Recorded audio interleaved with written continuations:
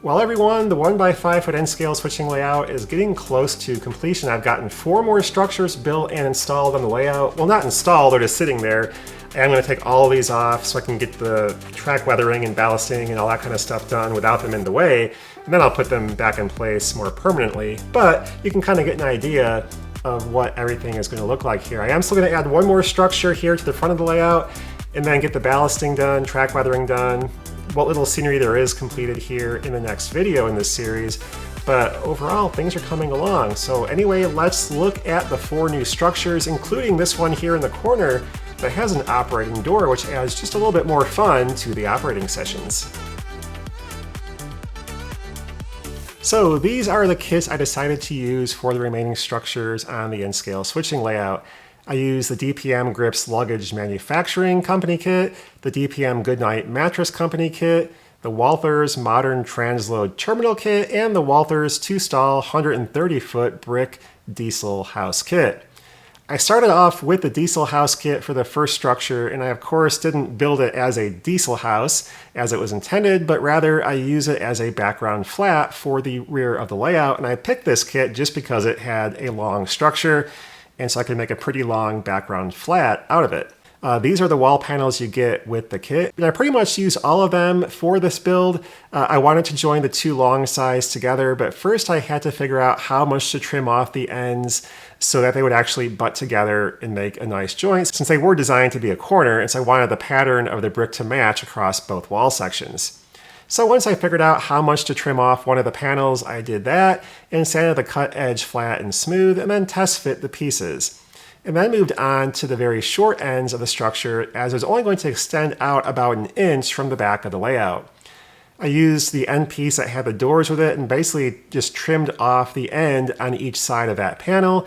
And I also had a notch out the bottom to fit around the wood channel that's at the back of the layout that carries some wiring. I did the same for the other side piece and then worked on gluing everything together. I lined up the 2 long pieces with a ruler, applied some solvent, and then used a piece of scrap plastic to help strengthen that joint, applying more solvent to bond that piece in place to the other 2 wall pieces. I used more solvent to attach the 2 short ends to each side of the structure, and then set that all aside to dry. And then secretly off camera, I used the remaining wall sections to build this little extension to the structure off to the left-hand side. Once that was done, I used some plastic putty to fill in all the gaps between all the various wall panel sections, and then everything was ready to paint. So first I had to prep all the windows and door pieces before painting everything. Those are all separately applied with this kit. So I took a box lid and took a bunch of blue painter's tape and taped the painter's tape upside down, sticky side up to the lid. And that provided a nice sticky surface to hold all the pieces in place, but it's not so sticky that you can't get the pieces off after you finish painting them. So I arranged all the window and door pieces on the tape, including all the pieces I didn't actually need, because these Walthers kits like to reuse a lot of components from kit to kit. And so you get a lot of pieces that you don't actually need a lot of times for a given kit, but they're used in a similar kit and things like that. But I figured I might as well paint all the pieces at one time. This way I would just have them ready to go for another project at a later time, whenever I might need them. Now, despite all the extra window pieces, I was still somehow short 1 window. I don't know if I lost it or it just didn't come in the kit, but luckily the kit does come with these short brick panels that you can use to fill in 2 of the window bays halfway, and then use some smaller windows on top. So I ended up gluing those in place on the right 2 most window openings, so I could use the 2 small windows that came with the kit instead of the bigger windows for those places. Now for the paint colors, I used Rust-Oleum primer for the brick structure, since it does make a nice brick red color. And then I used a Rust-Oleum stone gray paint for all the windows and doors. I spray painted those off camera and then set them aside to dry overnight. The next day, I came back with an assortment of colors that were pretty similar to the brick color, but just a little bit different. So kind of all in that brown and dark red shade range of colors. I squeezed out just a little bit of each one on some cardboard, and then took a stiff brush and kind of randomly dabbled that paint on various places of the structure. And I tried to be as random as I could, and the idea was just to create some variation in the color of the brick across different parts of the structure wall. I came back with a large paintbrush to kind of help blend it in a little bit, and then went back and dabbed on additional paint here and there until I was happy with the overall look. And actually it ended up being really subtle when everything dried. The paint color kind of blended in a lot more with the background brick color once everything had dried. And so you have to look really closely to see the variation in the paint color or the brick color on the structure, but it is there if you look closely. But when that had dried, I came back and worked on applying the mortar to the brick wall.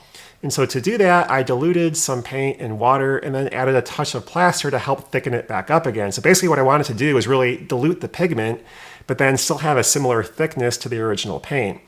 And so I painted that on the entire structure, trying to work it into all the various mortar joints and nooks and crannies. And I went back and forth a couple times trying to brush off all the excess, but also make sure I still had enough of that mixture in all of the joints. And when I was happy with how things looked, I set the wall aside to dry and worked on the windows and detail parts. I lightly brushed on some gunmetal gray on the various doors and roof vents. And then I also came back and took some burnt umber oil paint and lightly dry brushed all of the roof vents, the doors, and most of the windows with that to kind of make everything look lightly rusted. Later, when everything was dry, I came back with my pan pastel weathering powders and brushed those on the roof and walls of the structure. And the weathering powders not only dirty the structure up a little bit, but they also help to take off any remaining sheen of the paint. It was a flat paint to begin with, but there's always still a little bit more reflection than you would normally see in real life, and those powders really help to dim down any little last glisten you might see on the structure walls. So finally, it was time to glue on the window frames, and I cemented those in place without the clear glazing on them at this point, just using the regular plastic solvent that I use on the kit. And then I came back with some tester cement for clear parts and glued on all the included window glazing pieces. I also came back and glued on the roof vents with some super glue. And then this structure was ready for the layout, and I think it turned out pretty nice. Next, I decided to work with the modern Transload Terminal kit. I got the parts I needed cut out, and then I worked on trying to figure out how I was going to use this kit on the front right corner of the layout, since I had kind of a small triangular spaced opening for that kit. And since it was going to be a smaller structure anyway, I decided to make it a little bit smaller than I originally planned on, and I cut the front wall right where one of the seams was in the plastic to make it a lot easier to cut. So I did that, and then I sized up the remainder of the structure based on that front wall panel, so the wall panel would basically come to an end right at the front edge of the layout. I took the long side of the kit that had no window openings and then cut that to size. And then I cemented those two pieces together using my 1, 2, 3 blocks to make sure I had a nice right angle. And since the structure is essentially cut off by the front of the layout, I decided I didn't really want to use the actual structure wall panels for that part, facing the front of the layout. And instead, I just cut a piece of the roofing material to size as that wall section and glued that to the first two pieces so I could basically make the completed structure. Now I also had to cut off a piece of the structure base to fill in the gap on the bottom of the one long side that had the actual wall panel, because this kit is designed to sit on the foundation on the sides, and so if you don't put that little piece in there, the walls aren't going to be the same height. And so I didn't need the whole foundation piece, so I just cut off a narrow strip off one side of it and glued that to the bottom of that side, so everything would be even with the front of the structure. So next it was time to work on the actual roof. And so I used the remainder of the roof material for the actual structure roof. And I simply traced out the structure on the roof panel with a Sharpie and then cut it to size and cemented that in place with some additional scrap pieces of plastic on the inside to kind of hold and brace everything in place. And so here you can see how the structure is going to look on the front of the layout. Now, instead of painting and finishing this structure now, I decided to get the other two structures built and then paint all three of them at one time. So next I worked on the Grips Luggage DPM kit, and this was also going to be a kit bash to fit a space on the right side of the layout. So I played around with different arrangements of all the wall panels, sanding the panel edges as I needed, and kind of figured out how things would best fit together. And so once I had an arrangement that I liked, I started cementing the wall panels together. And the kit did come with one short section that worked out really well for the short side of the kit, so I left that unmodified for that side. And then I just cemented the various longer pieces together to make the two long walls. On the very right side of the wall facing the rear of the layout, I needed about 1 more inch of brick wall. And I could have cut the remaining wall section down to fit there, but I decided since you're not really going to see it easily anyway, I would just use some of the roof material and cut a piece for that little section there and glue that in place and save the whole wall panel for a different project so I wouldn't ruin anything trying to cut it to size. And so then I glued that little piece of roofing to the right side of the one wall, and then got all the main wall sections cemented together with some additional bracing in the corners to make sure everything was nice and sturdy. The last part to do was a wall section that would go up against the side of the layout. And again, didn't need a wall section for that because you weren't going to see it. So again, I took some styrene from some of the roof material and made a wall section to fit up against the side of the layout and cemented that wall section in place. And then I basically took the entire structure, put it on a piece of chipboard and traced it out for the roof section. I didn't have any styrene sheets big enough for the roof of this resulting structure, so I just used a piece of chipboard, which is basically like a thick, dense cardboard. I traced out the roof size that I needed from the actual structure, cut that to size, and then cemented on pieces of square styrene strips around the top of the structure walls so I could have something to bond that roof to and have enough support for it. I glued down the roof with super glue since obviously the styrene solvent will not do anything in terms of bonding to the chipboard besides just make it wet, and so that worked pretty well to secure the roof in place. So once that was done, I set the structure aside to dry for a while. And so then later I came back and got out the plastic putty and filled in all the various gaps between the wall panels as well as between the roof and the wall sections. Then it was time to put that aside and work on the next structure. And for that one, I used the Good Night Mattress Company kit. And again, after trimming off all the excess plastic from the wall panels, I played around with how I wanted to actually build this kit. And I decided I really just wanted to build the tall central part of the structure and not the remaining single-story portion of the structure. So I cemented those 4 wall panels together, braced the corners with the extra styrene strips that were included, and then cut out a roof panel from the included styrene sheet to fit on top of the structure. Now here again, I decided to include this office portion that came from a different kit that I had built some time ago, since I thought it worked out pretty well with this model. And I don't remember which kit this actually came from, but it was a Walthers kit that had an office kind of sticking out of one side of a larger warehouse part. So these 4 additional structures are really going to help fill out the layout, but I do still plan to add one more non-rail served structure to the right of the central structure, just a little warehouse type kit to fill in this large empty space. Now for the smaller triangular structure in the front right corner of the layout, I decided to make the door operational since that would make it a little bit more entertaining during operating sessions. So for this door, all I did was take the included door that came with the kit, add on some additional styrene to the top of the door so it would extend up through the roof, and then cemented on another piece at a 90-degree angle along with some bracing, and then I glued on an HVAC unit to the top to use as a handle. And I made some simple channels on the inside of the structure along the door opening using some of the square styrene strips that came with the DPM kits, and then some scrap pieces of styrene that came with the roof panels. I cut a slot along the top edge of the roof as well for the door to pass through, and so now I have a simple operating door that can easily be opened and closed during operating sessions. So the last steps for these structures were to add some diluted paint for the mortar joints, paint all the windows and doors and detail parts, and get all those attached and put in place. So again, I mixed up some diluted gray paint to use for a mortar mixture for all the structures that had brick areas. Next, I came back with my weathering powders and brushed those onto the structures as well to both tone down any remaining sheen from the paint and to give the structures an overall dirtier look. At this point, I tackled painting all the windows on the DPM kits, and since the windows are molded into the structures, you have to paint them by hand with a small brush. And that is a somewhat tedious process, but it does get faster as you get better at it.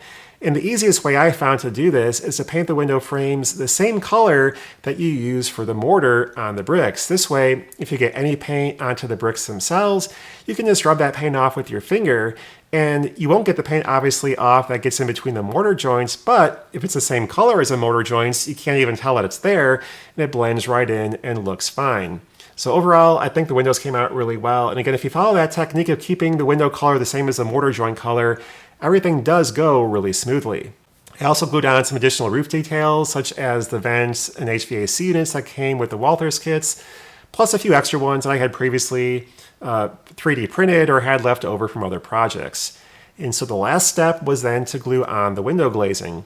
I painted some tester cement for clear parts with a brush onto the interior of all the wall sections, and then cut pieces of clear plastic sheeting to fit the inside of each of the walls, and then just press them in place. And I'll eventually come back with either some dark gray paint and paint the interior of those windows, or I'll just stick a view block of some type inside the structure so you can't look and see directly through the structure from one window and out another.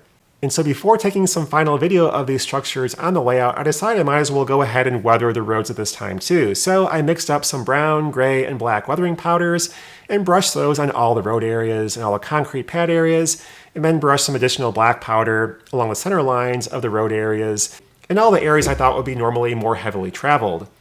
And I might have overdone it a little bit, but I can always come back and lighten things up pretty easily since nothing is permanent with the weathering powders. Anyway, you can see how the layout looks with these structures in place, and again, they aren't permanently mounted yet because I have to take them all off so I can work on the track weathering and ballasting and that kind of thing, but I'll come back after that and get everything securely glued in place. But I am getting excited that this layout is nearly done, and in the next video in this series, we'll go through all the scenery work, track ballasting, and all of that, and get this project wrapped up.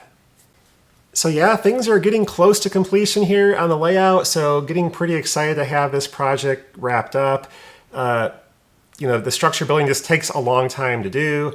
A lot of work goes into those, but once they're in place, there's not obviously a lot of scenery here on this layout to do. The ballasting will take some time because there is quite a bit of track in this small area, but other than that, there's not a lot of scenery work to do. There'll be a little bit of grass here and there and some shrubs here and there, maybe one tree, I don't know. But it's going to be, for the most part, a lot of concrete and track, so not a lot to do on the scenery side of things. But we're going to get all that wrapped up in the next video and have this layout project hopefully complete. But anyway, I'll have that last video in this series coming up here in the next month or so, and then this project will be wrapped up. But that's all for now, and thanks for watching. Bye.